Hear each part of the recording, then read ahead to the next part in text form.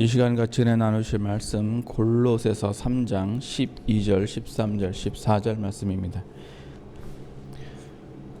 오늘 주신 말씀을 쭉 보면 그러므로 너희는 하나님의 택하신 거룩하고 사랑하신 자처럼 옷 입고라고 되어 있어요. 12절에 옷 입고.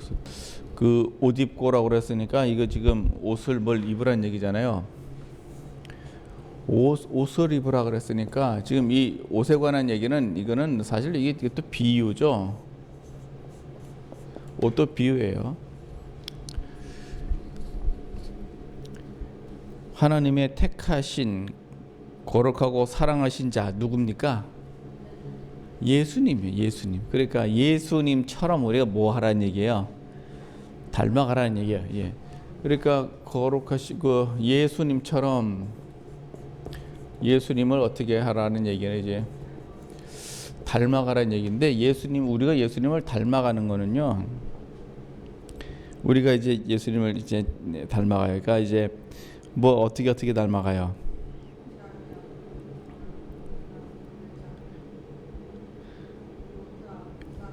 그 예수님께서 너희는 나를 좇으라. 나를 좇을 때 자기 십자가를 지고 나를 좇으라. 그리고 예수님이 우리를 소생시키시고 자기 이름을 위하여 의의 길로 인도하시는도다. 그 사실은 다 예수님을 닮아가는 거예요. 예수님이 가신 그 의의 길 따라서 가는 거, 닮아가는 거나 예수님의 그 길을 따라가는 거나 다 마찬가지예요. 너희가 내 잔을 마실 수 있느냐? 예, 마실 수 있습니다. 그거 다 예수님 닮아가는 거예요. 그런데 그거를 뭘로 표현했냐면 오늘은 옷으로 표현을 했어요. 오늘 본문 말씀을 보면 제일 첫 머리에 그러므로라고 시작을 해요. 그러므로라고 시작을 했어요. 그러면은 지금 앞에 절하고 뒤에 절하고 뭐가 어떻다는 얘기예요? 연관이 있다는 얘기죠. 앞에 절에 뭐라고 설명을 했길래 앞에 절과 뒤에 절이 연결이 있습니까? 그러니까 12절 말씀은 그 쭉 설명한 것에 대한 뭔가 지금 결론을 얘기를 하기 위해서 지금 12절이 있는 거예요. 앞에 절을 쭉 보면 말이죠. 그 11절부터 이 얘기가 아니라 사실은 5절부터 얘기해요. 5절도 시작이 뭘로 되어 있냐면은 또 그러므로로 되어 있어요. 5절도. 그러면은 또 1절부터 또 4절까지 이야기에 관한 얘기를 또 결론을 내리고 있는 거죠. 3장 1절 봐요. 뭘로 시작이 되어 있나? 또 그러므로로 되어 있어요. 그래 앞에 얘기 설명한 거를 또 결론을 내고 있는 거죠. 그래서 그 골로새서 어떤 특징이에요. 앞에 이야기의 결론을 내리고 그 결론에 대한 또 다른 설명하고 거기에 대한 설명을 또 하고 있어요. 그래서 5절에 보면은 그러므로 왜 그러느냐? 앞에 저기는 뭐가 있어요? 너희가 하나님으로부터 어떻게 예수 그리스도를 통하여서 큰 은혜를 많이 받았다. 4절에 생명이신 그리스도께서 나타나실 때 너희도 그와 함께 영광 중에 나타나리라. 그러니까 땅에 있는 지체를 죽이라고요. 우리가 어떻게 될 거니까 예수님 오실 때 영광처럼 이렇게 변할 거니까 땅에 있는 지체를 죽이라. 12절에 그러므로 하나님의 택하고 거룩하신 자처럼 뭐 하라고요? 옷을 입으라고요. 땅에 있는 지체를 죽였으니까 옷을 입으라는 얘기예요. 그래서 그 5절에서는 땅에 있는 지체를 죽이도록 얘기를 했어요. 그래서 땅에 있는 지체가 뭐예요? 음란, 부정, 사욕, 정욕, 탐심. 이게 이제 음란, 부정, 사욕, 정욕, 또 뭐죠? 그 탐심. 예. 정욕 그다음에 탐심. 요 탐심을 특별히 한마디 더 했어요. 뭐라고 했느냐? 탐심은 뭐라고요? 우상 숭배다 그랬어요.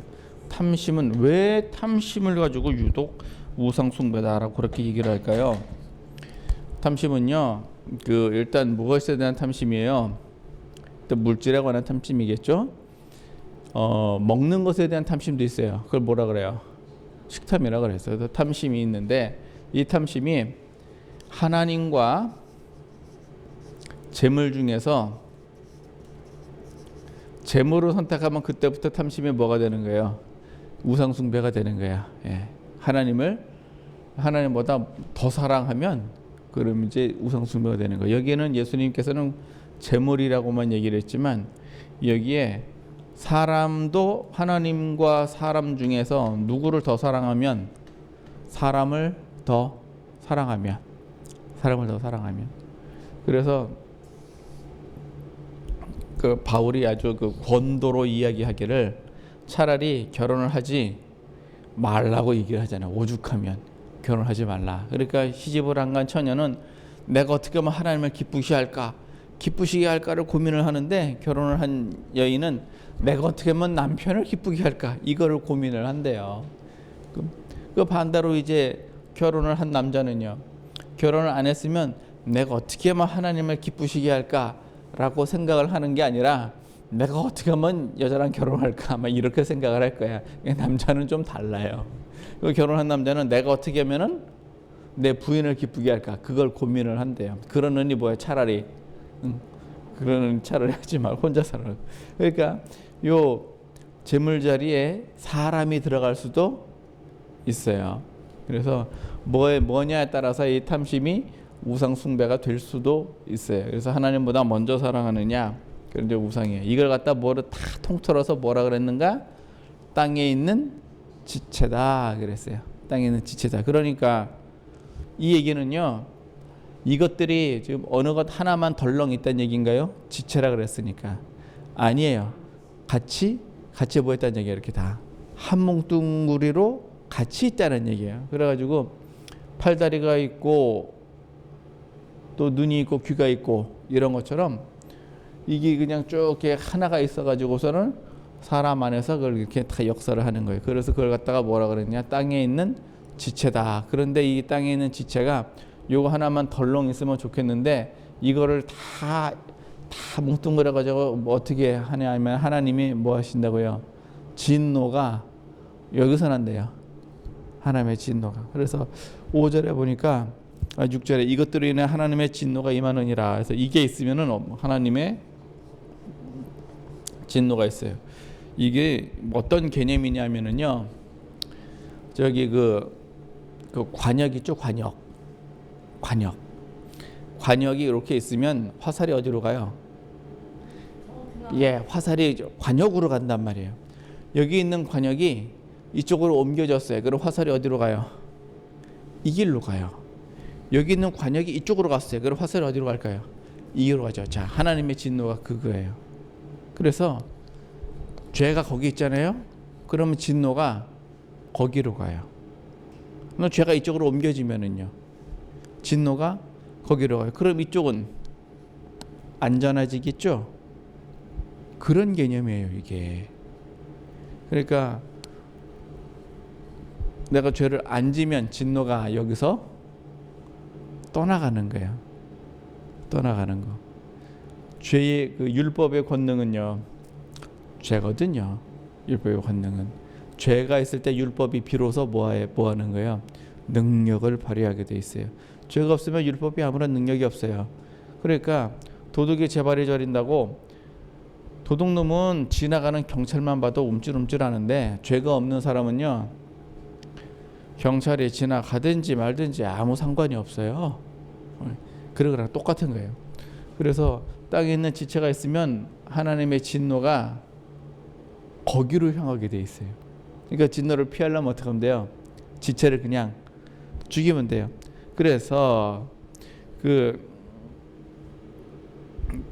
이 진노는 그러니까 이제 땅에 있는 지체는 옛사람 된 사람의 모습이거든요. 옛사람의 모습. 그래서 그 본문 12절에 너희는 하나님의 택하고 거룩하신 자처럼 옷을 입어라. 그리고 그 10절에 보면 새 사람을 입었으니 이는 자기를 창조하신 자의 형상을 좇아 지식에까지 새롭게 하심을 입는 자니라 라고 얘기했어요. 요게 또 이제 또 재밌어요. 새 사람을 뭐 했대요? 입었대요. 예, 새 사람을 입었대요. 그래서 지금 옛사람에 관한 얘기는 땅의 지체를 요를 다른 말로 이제 옛사람 이렇게 했고, 새 사람의 비유에 관해서는 이제 이 표현이 재밌어요. 뭐라고 이 10절을 보면 자기를 창조하신 자의 형상, 자기를 창조하신 자의 형상 누구예요? 하나님, 여기서 말하는 하나님은 예수님을 포함한 얘기예요. 예. 잠언 8장에 보시면 창조하실 때 하나님 혼자 하신 게 아니라 예수님이 창조를 같이 하셨단 말이에요. 그래서 자기를 창조하신 자의 형상. 자, 일단 하나님의 형상. 하나님의 형상은 누구입니까? 처음에는 아담이었죠. 그 다음에 두 번째는요, 예수님이잖아요. 하나님의 형상 처음에는 아담이에요. 두 번째는 예수님이에요. 그래서 로마서에서는 첫사람 아담, 마지막 사람 예수. 굳이 그렇게 표현했을까요? 이게 하나님의 형상이에요. 그래서 하나님의 형상을 닮아가라. 누구를? 예수님을 닮아가라. 그런데 단순히 닮는 게 아니라 닮고 플러스 하나 더 뭐가 있어요? 지식에까지 새롭게 하심이에요. 플러스 닮아, 플러스 더 뭐까지? 지식까지 새롭게 되라. 야, 이게 그러니까 마인드도 어떻게 하라는 얘기예요? 싹 바꿔버리라는 얘기예요. 사람이 말이죠, 변해요, 안 변해요? 사람 잘 안 변합니다. 예? 사람이 정말 잘 안 변해요. 습관이 변해요? 요 습관 잘 안 변해요. 3살 버릇이 언제까지 가요? 이게 왜 3살 버릇이 이렇게 오래 가냐면요, 일단 내가 나 자신이 되기까지는 시간이 몇 년 걸렸어요? 지금의 나는 몇 년 걸린 거예요? 제가 많을수록 이제 많이 걸렸어요. 뭐 80년 걸린 사람, 60년 걸린 사람, 뭐 40년 걸린 사람. 자, 그러니까 지금의 나는요, 지금까지의 그 환경, 가정 환경, 교육 환경, 주변의 기타 환경, 이 환경의 중요성을 얘기를 할 때에 맹모 삼천지교 이런 소리 해요. 예? 맹자 어머니가 이사를 3번 갔대잖아요. 예? 한 번은 뭐요? 그 장의사 옆집에 맨날 고기나 하고 맨날 곡하더래요. 흉내 내가지고. 한 번은 또 시장통 옆에 갔더니 뭐 해요? 맨날 장사만 하더래. 그래서 한 번은 서당 옆집에 가니까 어떻게 한 거예요? 이제 맨날 글을 읽는데, 이렇게 이제 환경이 중요한 거를 그렇게 얘기를 해요. 그 다음에 내가 나가 되기까지의 그 습관이 있어요. 처음에 습관을 이제 어떻게 들이느냐. 예? 그래서 3살 버릇은 내가 3년까지 쭉 했던 거예요. 그럼 이게 고쳐지기까지 얼마나 걸릴까요? 예. 여기 고쳐지기까지 3년 걸리는데, 이 고쳐져요? 이게 안 고쳐지거든요. 그럼 1년 지나면 4년이야. 이게 고쳐지려면 또 몇 년 걸려요? 또 4년 걸려요. 그러니까 나라는 사람이 딱 완성되기까지 환경, 습관, 또 뭐가 또 있느냐? 교육. 어떤 교육을 받았느냐? 어떤 교육을 받았느냐? 북한에서는 딱 태어나면 말이죠, 저 떼고 나서 좀 이렇게 되면은 아이가 어디로 가요? 타가소로 가요. 왜 타가소로 가느냐? 국가가 애 봐줄 테니까 엄마 뭐 하라고요? 일하라고. 예? 국가가 애 봐줄 테니까 엄마 일해라. 그러면 아주 어렸을 적에는 말이죠, 벌벌벌 기어다니면서 뭐만 하면 돼요? 먹는 것만 잘하면 돼요. 그래서 먹는 거 할 때 뭐라고 그래요? 이제 그냥 먹나?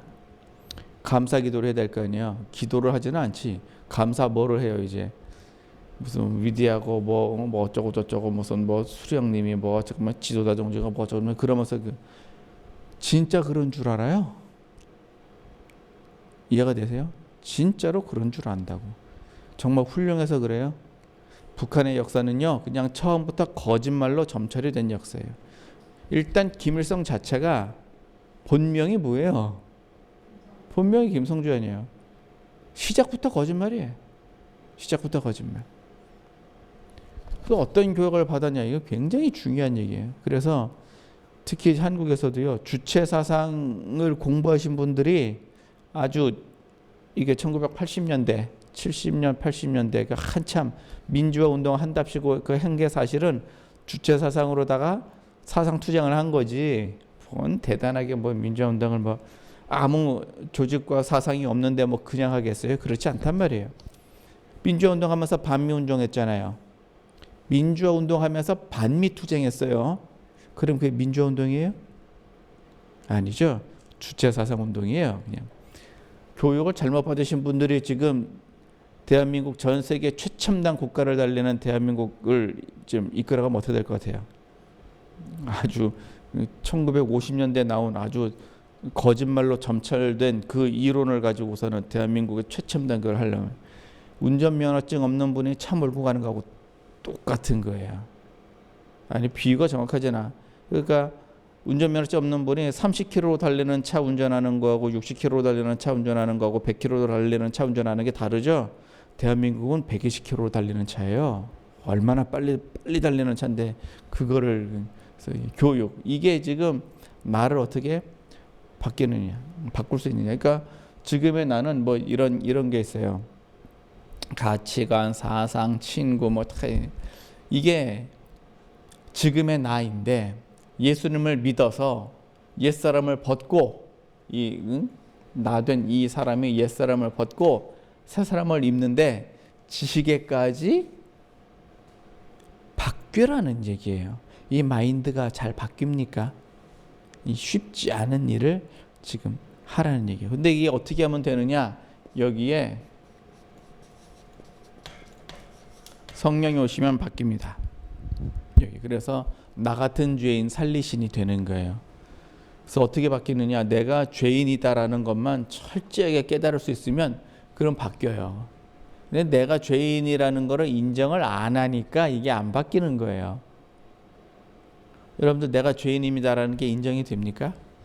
그렇기 때문에 지금까지 내가 바뀌어 온 거예요. 지금까지. 내가 죄인이라는 걸 인정을 안 하면 이게 안 바뀌어요.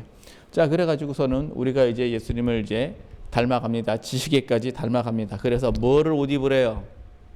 옛사람들의 모습은 음란, 무장, 사욕, 정욕, 탐심인데 오늘 본문 말씀은 새 사람을 입어요. 그래서 12절에 뭘 어떻게 하라는 얘기예요? 긍휼, 자비, 겸손, 온유. 자, 그래서 긍휼, 그 다음에 자비, 온유, 겸손, 그리고 거기에 또 뭐를 하라고요? 오래 참음.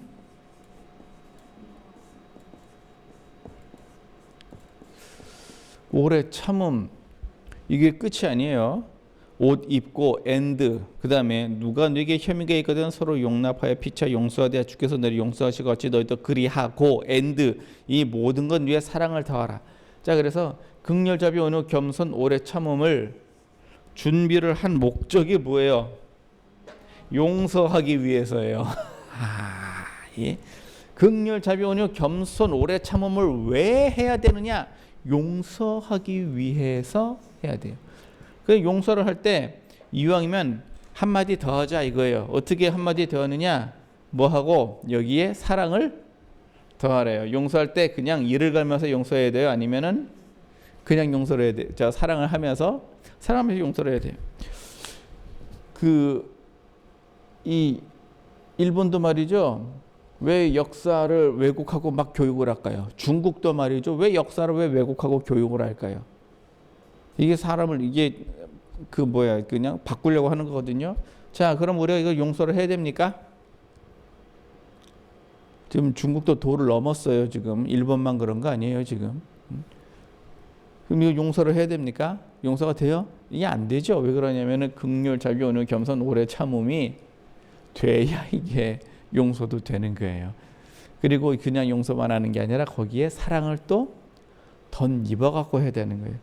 야, 이 예수님이 긍휼하시죠? 그건 뭐 말할 것도 없습니다. 예수님이 긍휼하신데 우리도 긍휼해요. 긍휼이 뭡니까? 긍휼. 다른 사람을 불쌍히 여기는 게 긍휼이에요. 예수님이 다른 사람은 사실 불쌍히 여겨요. 그 나인성에 가셨을 적에 예수님이 나인성 가셨는데 마침 거기서 장례식이 있었어요. 그래서 사람들이 상여를 메고 나와요. 그런데 누가 죽었냐 하니까 웬 젊은 아들이 죽었는데 상주가 엄마요. 가족이 없어. 과부 아들이 죽었어요. 그러니까 과부가 장성했나요? 장성하지 않은 거예요. 장가를 갔을까요? 안 간 상태예요. 안 간 상태. 그러니까 과부와 아들 둘만 사는데 아들이 먼저 죽었습니다. 뭐 그 어머니의 슬픔은 뭐 이루 말할 수 없겠죠. 게다가 이 당시에 과부는 상당히 심각해요. 뭐가 심각하냐면은 먹고 살 길이 이제 막막해지는 거예요. 먹고 살 길이 막막해져요. 유대인의 율법대로라면은 이 여인이 이제 혼자 됐어요. 그럼 그동안 이 여인이 가지고 있던 재산이 어떻게 될까요? 자기 거 아니에요. 그게 문제예요. 자기가 아니라고요. 그 재산은 일단 남편 거고 남편이 죽으면 아들 거예요.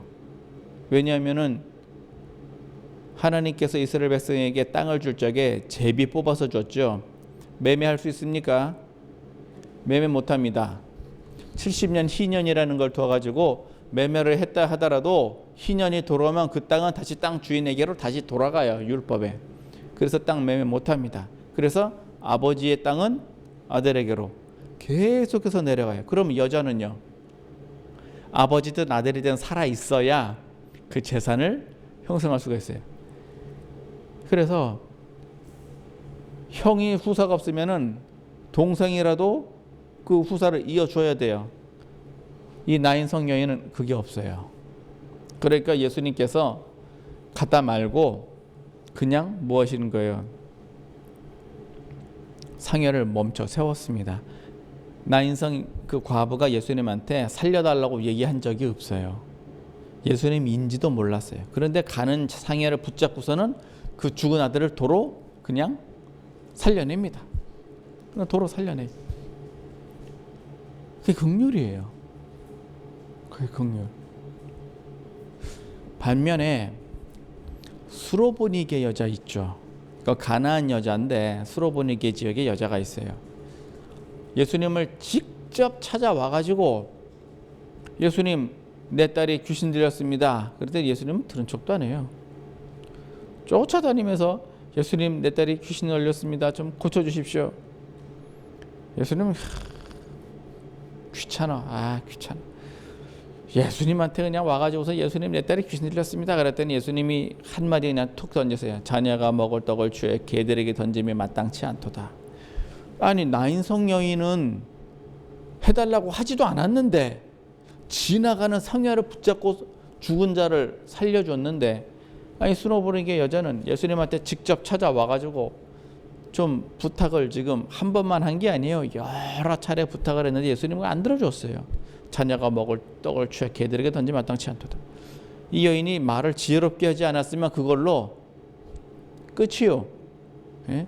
이 여인 내가 주여 개들도 주인의 상에서 떨어지는 부스러기를 먹습니다. 자, 이 말 한마디 속에는요. 내가 이방 여인인 건 맞지만 당신은 여전히 하나님의 아들이라는 것을 지금 인정하고 있는 거예요. 이방 여인도 누가 창조했습니까? 하나님이 창조하셨습니다. 이방 여인이 살아가는 방식도 결국 누구 방식을 따라가야 돼요? 하나님의 방식을 따라가야 돼요. 공의롭게 살면 복을 받을 것이고 불의로 살면 반드시 그 대가를 치르게 돼 있고 하필 왜 그 사람의 딸이 귀신에 들렸을까? 이것도 하나님의 어떤 보이지 않는 안배가 다 있었을 거라고요. 그래 예수님한테 찾아와서 살려달라고 얘기를 합니다. 예수님께서는 거절하시다가 이 여인의 그 지혜로운 말 한마디가 아니었으면 거기서 끝났을 건데 그 말 한마디 때문에 가라 네 딸이 뭐 했다고요? 나았다고요. 그래서 고쳐져요. 긍휼이에요. 예수님 긍휼이에요. 나인성하고 이렇게 비교해 보면 그것도 긍휼을 넘어서 통분도 있어요. 통분. 나사로가 죽었을 적에 예수님께서 그 통분이 여기셨어요.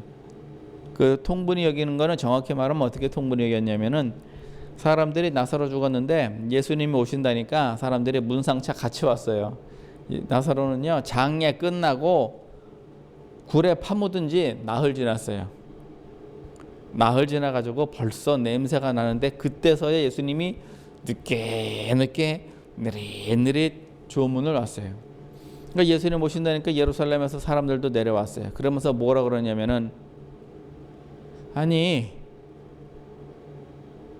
나면서부터 소경된 자도 눈을 뜨게 하시는 분이 왜 저 사람은 낫지 못하게 하였을까라고 사람들 사이에 수군거렸어요. 그러니까 예수님께서 그 소리가 귀에 들린 게 아니라 마음으로 아시는 거죠. 그때 그걸 통분히 여기서 나사로 그냥 살려버리시죠. 그리고 자비는 무슨 뜻이에요?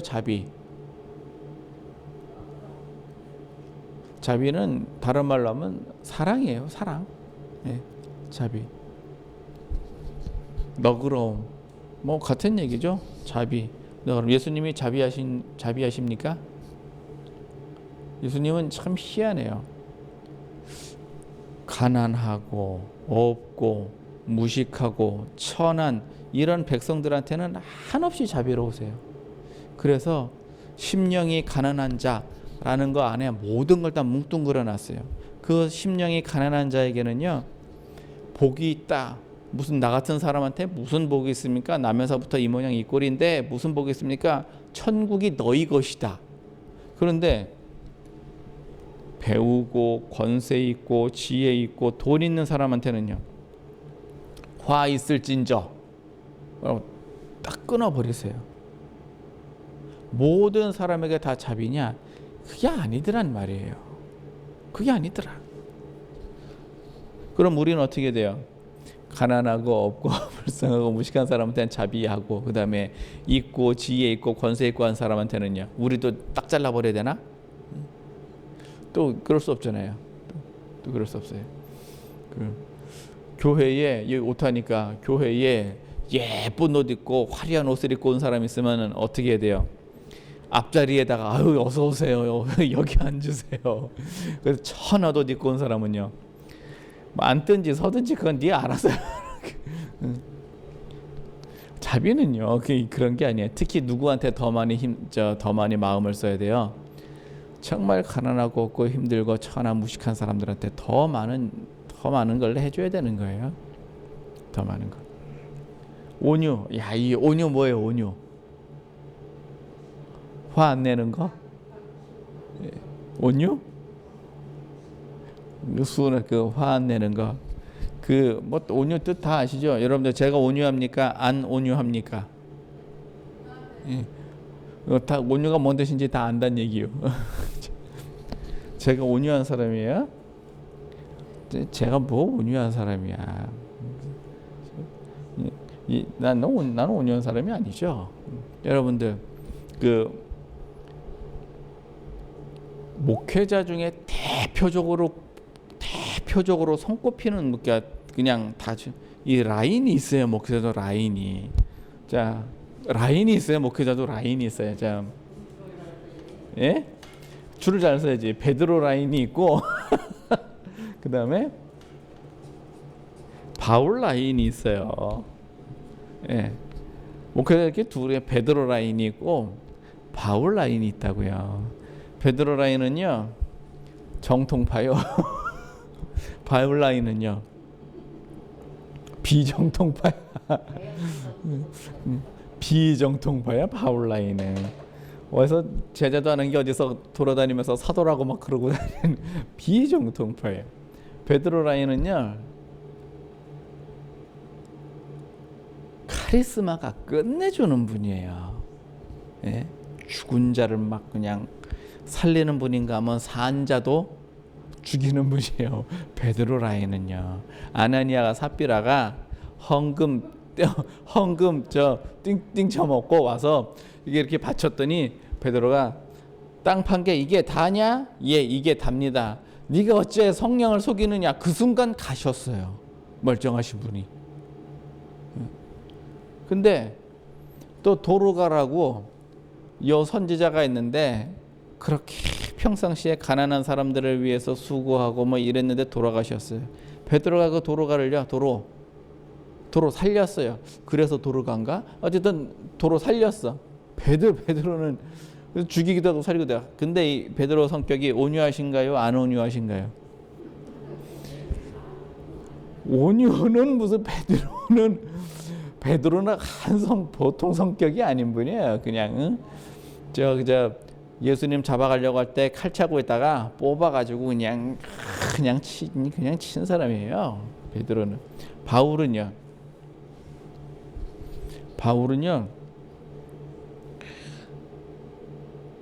바울은 카리스마가 있을까요, 없을까요? 바울 카리스마 있습니다. 바울이 선지자로 나가기까지 고생을 많이 하는데 예루살렘에 있을 때는 바울이 아니라 이름이 사울이었어요. 사울은 큰 자란 뜻이고 안디옥 교회에서 안수받고 파견 갈 때 그때 비로소 바울이라는 이름으로 바꿔요. 그 뜻은 작은 자라는 뜻이에요. 한 20년 걸렸어요. 그때까지 이렇게 되기까지 한 20년 걸렸어요. 사울이 바울이 되기까지 걸린 시간이에요. 이 바울이 다니면서 죽은 자를 살립니까? 안 살립니까? 바울도 기적을 행합니다. 예. 심지어 그 박수라는 그 바에서 박수가 하도 방해를 하니까 눈을 멀게 만들어 버려요. 예, 눈을 멀게 만들어 버려요. 근데 이 바울이 교회가 바울을 얼마나 참 무시를 하고 이방인 유대인들이 바울을 얼마나 핍박을 하는데 바울은요 온유해요. 바울은 온유해. 그래서 여러분들 그 목회자들 이렇게 보면 말이죠. 베드로 같은 목회자 모시고 싶어요. 바울 같은 목회자 모시고 싶어요. 그게 온유요. 믹스? 그 카레시마 탁그 병도 탁 낫게 하지만 말이지 그 안진뱅이 탁 이렇게 하는데 말이지 헌금 띠 먹으면 어떻게 하면 돼요? 그냥 탁 이러고 싶어요. 아, 근데 무서워서 이런 분을 어떻게 이 밑에서 목회 생활 어떻게 성도 생활을 바울은요. 그게 온유예요. 그게 온유. 그래서 제가 온유한 사람이냐 안 온유해서 참 문제죠. 아니요, 사람이 이렇게 한 성격 없는 분 있어요? 다 있어요. 없는 사람이 없어요. 한 성격 없는 사람 없어. 다 있어요. 그래서 옛 사람을 버리고 새 사람을 입는 거예요. 그래서 겸손은요. 이 겸손은 여러분 제가 겸손합니까? 이거는 이제 평생의 숙제요. 겸손은 평생의 숙제. 예수님께서는 스스로 말씀하시기를 나는 온유하고 겸손하니 나의 멍에를 메고 내게 배우라 이렇게 얘기합니다. 여러분들 제가 겸손하니까 저를 따라오세요. 이렇게 얘기하는 사람 있어요? 나는 참으로 겸손한 사람입니다. 이렇게 얘기하는 사람이 있어요? 그 말이 입에서 나간 순간 그 사람은 겸손한 사람이 아니요. 나는 겸손한 사람이에요. 난 참 겸손해. 그 말이 나간 순간 뭐예요? 그는 겸손이 아니에요. 겸손의 반대말 뭐예요? 이건 교만이죠. 예.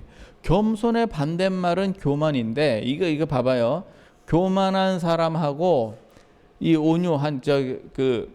온유한데 교만한 사람하고 있을 수 있어요? 아니요, 비슷해요. 가능은 해요.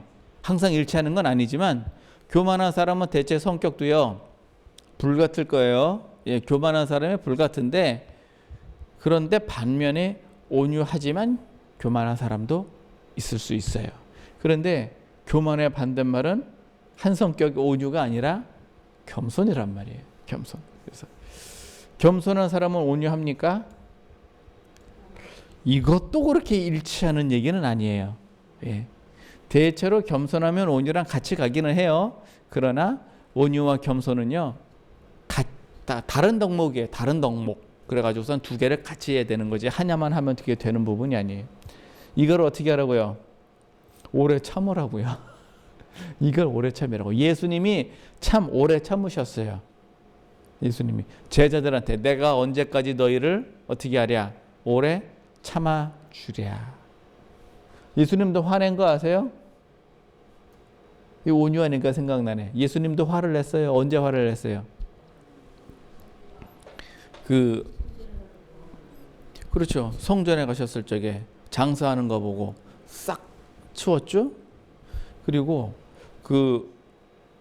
사마리아 성에 그러니까 사마리아 지역에 있는 어떤 작은 성이에요. 사마리아 성이 아니라 사마리아의 어떤 지역 작은 성. 예루살렘으로 가시다 나들이 저물어 가지고 성에 들어가서 유하려고 그랬더니 그 성에서 당신들 유대로 가는 사람들이지 못 들어와 하고 막았어요. 그랬더니 제자들이 뭐라 그러냐면은 주야 하늘로서 불을 내려서 저들을 다 멸하시기를 원하시나이까 이랬단 말이에요. 그랬더니 예수님이 화를 내셨어요. 누구한테 화를 내셨어요? 제자들한테 화를 냈어요. 제자들한테. 그 성에다 화를 낸 게 아니에요. 성에다가는 긍휼과 자비와 온유와 겸손을 오래 참으셨는데 제자들한테는요. 되려 제자들한테 화를 냈어요. 왜 그랬을까요? 이 제자들 아마 누군지 몰라도 아마 베드로, 야고보, 요한 뭐 이런 급일 거예요. 윈라인이에요, 윈라인. 베드로, 야고보, 요한은요. 특히 변화산에 같이 간 사람들이잖아요. 베드로, 야고보, 요한이 변화산에 같이 간 사람들. 예수님 제자 중에서도요 아주 핵심이에요. 예수님이 겟세마네 동산에서 기도하실 적에 9명은 여기 두고 3명은 여기 두고 자기 혼자 저기 가셨어요. 이 3명은 지금 뭐 하라는 얘기예요? 예수님 기도하는 거를 옆에서 지금 도와야 돼요. 예수님은 마음이 지금 심히 번민을 해서 어디 죽을 것만큼 그렇게 번민스럽고 고민스러워요. 그런데 지금 예수님 기도할 때 옆에서 도와줘야 되는데 잤어. 네, 피곤해서 잤어. 헤롯이 제일 먼저 죽인 사람이 이 야고보입니다. 핵심으로 예수님이 핵심 인물로 키워놨더니 그 야고보를 죽였어요. 이거는 마귀가 알고 죽인 거예요. 핵심 중에 한 명, 제일 핵심. 베드로는 예수님께서 특별히 하나님께 기도해가지고선 마귀가 틈타지 못하게 꽉 붙잡아 놓은 사람이고, 요한은 마지막 순간까지 사도로서 자기의 사명을 다 감당해야 되기 때문에 요한 살려놓고, 그러다 보니까 상대적으로 야곱을 친 거예요. 근데 어쨌든 이런 사람들이 예수님한테 주여 하늘에서 불을 내려서 저들을 멸하시기를 원하시니까 왜? 아니 이것들이 감히 예수님도 몰라보고 말이야. 뭐 어디가 성 문을 닫아 정신 있어 없어 이놈 새끼들 그냥 뭐 한 거예요 지금. 성질이 났어. 자비 온유 다 어디로 갔네 그냥. 그때 예수님이 오히려 제자들을 꾸짖으세요. 오히려. 베드로가 주는 그리스도서 살아계신 하나님의 아들이십니다. 주여 그런 일이 있어서 없습니다. 그 순간 또 예수님이 또 그냥 뭐예요? 또 책망을 하세요. 예수님이 제자들을 참 오래 참으셨죠. 그 바리새인들의 누룩을 조심하라. 아유 빵 가져오는 걸 잊었네. 얘들아 그 보리떡 그거 가지고 5,000명 먹은 거 몇 광줄이 남았고 4,000명 먹은 거 몇 광줄이 남았냐. 예, 얼마 남았습니다. 아직도 깨닫지 못하느냐. 빵 없는 것 갖고 하는 얘기가 아니다. 그제서야 비로소 바리새인들의 교훈이라는 것을 깨달아야 예수님 참 속이 터지죠. 예, 이렇게 오래 참아요. 자, 그래서 우리도 어떻게 하라고요? 긍휼 자비 온유 겸손 또 뭐 하자고요? 오래 참자고요. 뭘 하기 위해서? 용서하기 위해서. 이 용서에 또 뭘 하라고요? 사랑을 덧입으라고. 이 옷에 관한 얘기는요, 예수님 여러 가지 비유가 많이 있어요. 어떻게 많이 있냐면 마태복음 22장에 예복으로 표현하셨어요. 예복, 천국잔치에 갔는데 예복이 없으면은요, 도로 나와야 돼요. 그러니까 우리가 신앙생활 하면서 이게 없으면은요, 아예 못 들어간다는 얘기잖아요. 굉장히 심각한 문제예요. 계시록 22장에는요, 이제 마지막 때잖아요. 이게 그 22장이면 마지막도 그냥 마지막이 아니라 완전 끝 마지막이요. 새 예루살렘 성 내려왔을 때 얘기예요. 그 이후에 총정리하는 거예요. 이제 22장 그 14절에 총정리. 날마다 두루마기를 빠는 자는 복이 있도다 그랬어요. 옷을 빠르래요. 옷을 어떻게 빨아요? 날마다 회개를 하라는 얘기예요. 회개를 날마다 하래요. 흰 옷을 입었는데 흰옷 뭐예요? 계시록 19장에 성도의 옳은 행실, 마땅히 해야 되는 그 행실, 마땅히 해야 되는 행실이 뭐예요? 이거예요. 긍휼, 자비, 온유, 겸손, 오래 참음, 용서, 사랑. 이게 성도의 마땅한 행실이에요. 이걸 언제까지 하라고요? 주님 오실 때까지. 예, 주님 오실 때까지 이걸 계속 행하라는 얘기. 사대교회에서는요, 그 이기는 자에게 흰옷 주신대요. 흰옷. 그 흰옷이 이거예요. 이거. 그래서 긍휼, 자비, 온유, 겸손, 오래 참음, 용서, 사랑. 이 모든 이게 긍휼, 자비, 온유, 겸손, 오래 참음으로 용서를 하고 용서에다 사랑을 타고. 그러니까 우리는 용서를 한다는 것 자체가 이게 있으면 용서가 되고, 이게 용서를 못했다는 얘기는 없다는 얘기고, 용서를 했다 그러면 있다는 얘기고, 이렇게 얽혀 있는 거 이제 아시겠죠? 계시록 16장에 보면은요, 깨어 있어서 자기 옷을 지키랍니다. 깨어 있어서 자기 옷을 지켜라. 그러니까 무의식 중에라도 한승질 팍 내면은요, 속은 거예요. 그러니까 무의식 중에 한승질 팍 냈다는 얘기는 깨었다는 얘기예요. 그 순간 속았다는 얘기잖아요. 이게 말이죠. 쉬워야 말이지. 그런데 이렇게 하는 걸 갖다가 뭐라 그랬느냐? 예수님을 뭐 한다는 얘기야? 닮아간다는 얘기예요. 예수님을 닮아간다. 그러므로라고 시작해서 땅에 있는 지체는 어떻게 하라고요? 죽이고 새 사람을 입는데, 새 옷을 입는데 새 옷이 이렇습니다. 이렇습니다. 그래서 예수님을 닮아가야 되니까 예수님을 닮는 예수님의 긍휼한 모습, 예수님의 자비한 모습, 예수님의 온유한 모습. 이 온유한 모습 참 대단해요. 십자가에 달리신 그 순간까지도 온유해요. 남은 구원하였을 때 너는 구하지 못하느냐. 이게 예수님한테 가장 뭐하는 얘기야? 아프게 찌르는 얘기예요. 예수님을 가장 아프게 찌르는 얘기. 12영 더 되는 영 데려다가 싹 쓸어버릴 수도 있는데도 안 하셨는데, 할 수 있는데 안 하시는 것 자체를 가지고서는 뭐라고 얘기를 하냐면은, 남은 구원하였을 때 저는 구원 못하네. 예수님의 가장 힘들게 하는 얘기예요. 그때 예수님이 뭐라고 말씀하시느냐? 저들을 용서하소서. 용서해야 되는 이유는 뭐예요? 자기가 하는 일을 알지 못하기 때문에. 자기가 하는 일을 알지 못하면 용서받을 수 있습니까? 이 뭐야? 재판장에서 저는 몰랐습니다. 그럼 용서받을 수 있어요?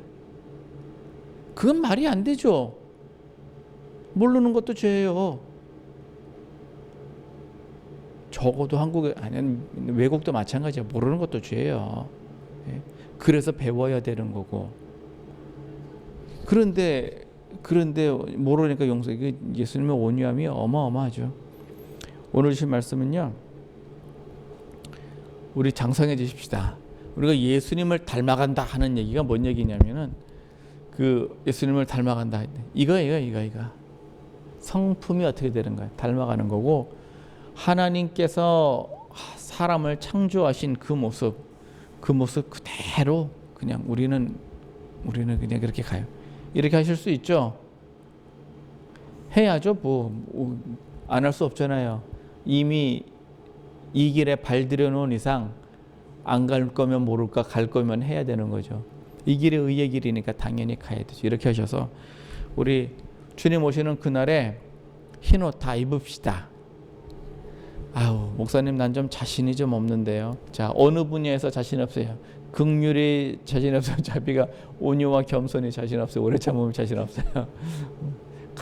다 자신 없어요. 뭐 이제 다 자신 없어요. 아유 그래요. 다 자신 없어요. 다 부족한데 날마다 어떻게 하라고요? 두루마기를 빨면서 오늘도 새롭게 내일도 새롭게 이렇게 변화되시면서 주님 오실 때에 우리가 다 흰옷 입고 만나보는 여러분과 저 되기를 예수님 이름으로 축원합니다. 고맙고 감사하신 하나님 크신 해 주심을 감사합니다. 날마다 우리가 예수님 닮아가게 하시옵소서.